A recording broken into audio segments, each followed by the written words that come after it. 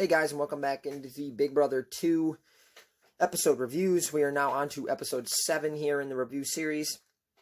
For those of you who saw the episode 6 review, you guys know that that particular episode was probably my least favorite thus far. In fact, not probably, it was my least favorite thus far. The question is, would episode 7 get back on the right track, or would it continue like a downward trend? Episode 7, I would say, it got back in terms of, it's a good episode. It's definitely better than episode 6, but I don't think it's as good as some of the early ones. All in all, though, it was a solid episode. It was an enjoyable episode. It was not bad by any means. The episode starts with Krista, who's talking about, obviously, her nominations of Kent and Autumn.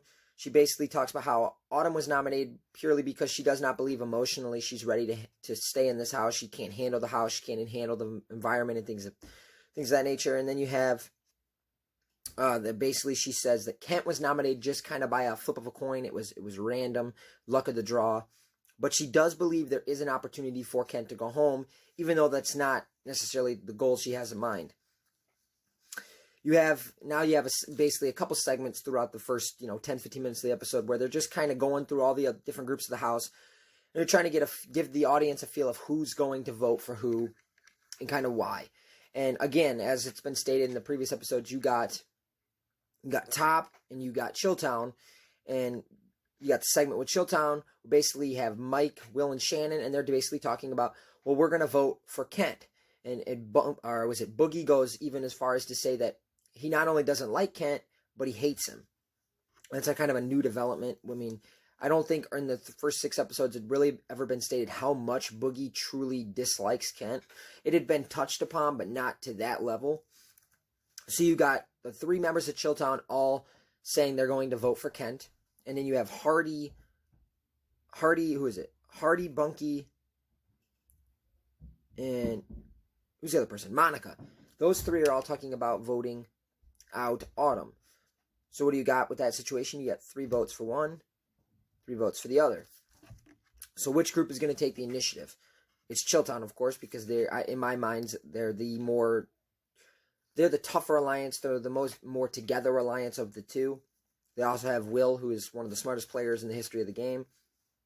And they're basically going after Nicole because they know that with 3 votes on each side, Nicole is going to be the swing vote. Whatever way Nicole votes, that's going to be who gets evicted. And as I stated in my episode 6 review, Chilltown knows if they can get Nicole to join them, they can control every vote from here on out. Because obviously you'd be down to 7, or you'd be down to, right now you're at 7 votes, that'd be 4 people, so on and so forth. Now next week you'd have 6 votes, 4 people, 5 votes, 4 people. So with Nicole, they can control the remainder of the season. And she's talking with Chilltown, doing a really good job of honestly, and potentially even Will, kind of pulling the wool over their eyes, giving them this like false sense of hope that maybe she will side with them. And I guess the best way to put it is Nicole's kind of acting as a double agent at this particular moment, kind of discussing with Chilltown, but also remaining with Top. But the interesting part of it is she's so good at it that even the members of Top are kind of conflicted. They're not sure if what she's, these moments she's having with Chilltown, are they sincere? Are they genuine? Is she really talking about flipping sides? Top is not sure. Then after that, sorry guys, I got a fucking fan behind me. Then after this, we got something I've discussed throughout the other episode reviews. I absolutely detest. We have more gross Will and Shannon stuff. Again, cannot wait, cannot state how fucking happy and anxious I am to see Shannon leave. She literally makes Will 5 times worse. Like, Will is so much more enjoyable to watch and such a better player as soon as she leaves the house. And I cannot wait for that to happen. And I gotta admit, the segments between them in this episode was even worse. Like, it's getting more and more gross and as the episodes go on.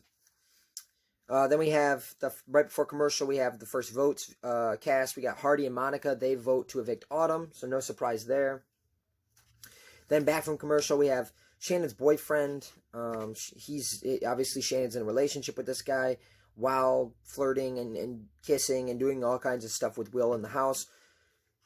I don't like this guy at all. He comes across as a douche, but he comes in and he basically says that he doesn't know what's real and what's not from Shannon's point of view, and he obviously wants to have a talk with her when she gets out of the house, but ultimately he's still rooting for her. He still loves her.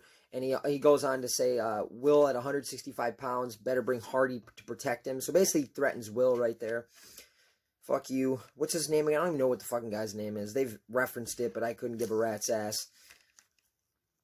Although I do agree, like, what they're doing is pretty shitty, but him saying he loves Shannon, that completely, like, this dude's a fag. How do you like Shannon? Like, how could you possibly like Shannon? Like, that, to me, that's just bizarre. She sucks. And she's not that good looking. Like, she's good looking, but not to the point where I would put up with all her shit. Then we have, you got all the house guests sitting around. Julie's talking to each one, going around. You know, like what they do even nowadays in Big Brother.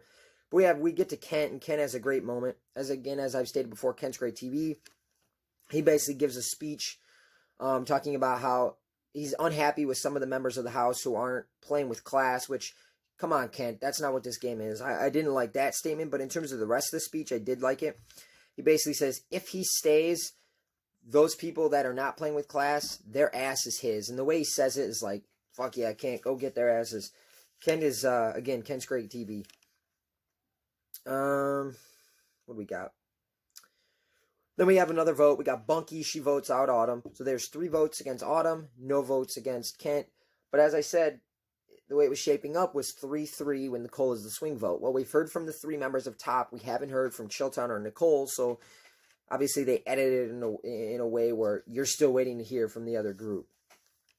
Ultimately, they don't even show the other ones, but ultimately Autumn is evicted 7-0. They never really say why Chilltown didn't remain, voting Kent out.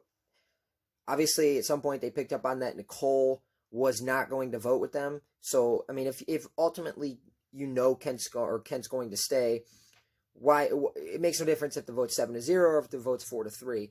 I just wish they would have showed either Nicole telling them she was going to vote with top. Was it Nicole that told them, or was it Chilltown just picked up on it? Like, I would like to know that, but they don't really say. And then Autumn, when she gets evicted, in pure classic Autumn shit style, she walks out all pissy, throws a fit, doesn't want anyone to walk her to the door, doesn't say goodbye to anybody. She sucks. Poor sport. Get the fuck out of my house. Literally, as she was walking the house, as I was watching it, I just yelled, get out, get out, get out, get out, get out. I fucking hate her. Never come back, please. Then we have our interview with Julie Chen after. Basically, this is the point where I almost had to vomit in my own mouth. She says this is her quote, she's too good to be in there. Basically, she says that the 7 people that voted for her to leave were basically all saying that she's too good to be in that house. No, sorry, honey, that's not what they're fucking saying. They're saying you suck, you're annoying, you're embarrassing yourself on this show. Get the fuck out. We'll do you that favor by the fact that you are embarrassing yourself. We'll help you leave. Go away. No one wants to live with you. That's why you were evicted. Not because you're too good for the show. And then she goes on to say she has no animosity towards the other contestants. You don't have any animosity, but you were all pissy. You walked out immediately. Didn't say goodbye to anybody. I know she goes on to say, oh, well, I said goodbye to the people I cared about before. No, you didn't. I don't care what she says. She's a liar. It's been proven multiple times. I don't believe her. She was mad. She was butthurt. She ran out of the house. Then we have the HOH competition, which is it's like a numbers game where it's regarding like the numbers are regarding questions about other housemates, and I think it was just housemates currently in the house, so it wasn't on evicted house guests, but basically you had to hold up a number. Like one of the questions was how many people in the house have the letter N engraved on their key, and you had to hold up the amount of people with that applies to. Ultimately, it comes down to Shannon and Hardy. They're both pitiful in this game, even though they're the final 2. Like, they miss some easy questions. They both get 2 or 3 wrong in a row, but ultimately Hardy wins it, and Hardy's now HOH. So that's, the 3rd HOH of the season. And you got to say, Chilltown obviously could be in trouble with this situation. If Hardy's true to his word, Chilltown, 2 members of Chilltown will be going up on the block in the following episode, if Hardy's telling the truth. So we'll find that out in episode 8. But all in all, guys, like I said, episode 7 was a pretty solid episode. Not as good as some of the first couple, but definitely better than episode 6. I could not be happier to have Autumn out of the house. Next thing, we need Shannon out of the house. Once we get rid of those two, I'll be so much happier, and my viewing experience will go up a lot. But thanks for checking in, guys, for the episode 7 review. Like I said, episode 8 will be reviewed here shortly. Probably will be up today. And if you haven't seen episodes 1 through 6, the reviews are posted. Go check them out. Comment, like, and subscribe. Let me know how you're feeling about the show so far. And let me know if you agree with some of the things I'm saying. If you disagree, if you do disagree, let me know what you think. And also let me know what you disagree on.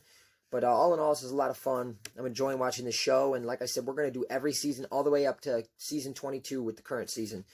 And if there is a season 22 with the virus stuff going on, we'll do reviews of those episodes as well. But thanks for checking in, guys. Like and subscribe. Comment. Thanks, guys. I'm out.